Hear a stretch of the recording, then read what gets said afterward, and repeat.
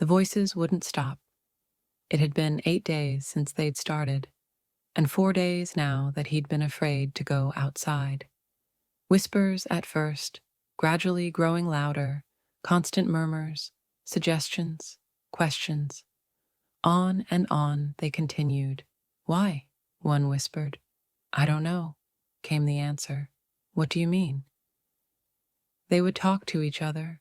It wasn't as if they were even trying to communicate with him, as if they weren't aware of him, or that they were being overheard, or where they were.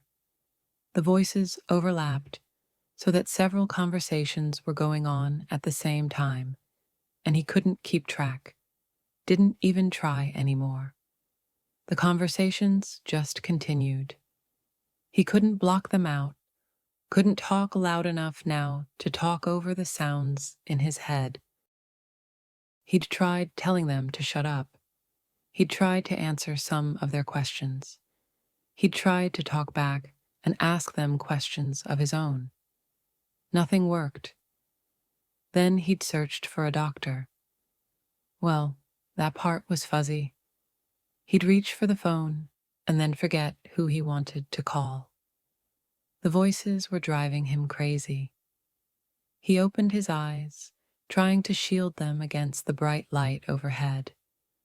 Movement caught his attention, and he found himself looking into the warm gray eyes of a doctor. Welcome back, John, he began with a smile. You've been in a coma for over a year, but you're going to be just fine. About 8 days ago, we noticed a change in your brain activity, and we began to hope you'd recover. We have called your family in, he continued in a soothing voice. They're on their way. You just take it easy, okay? You're going to be okay.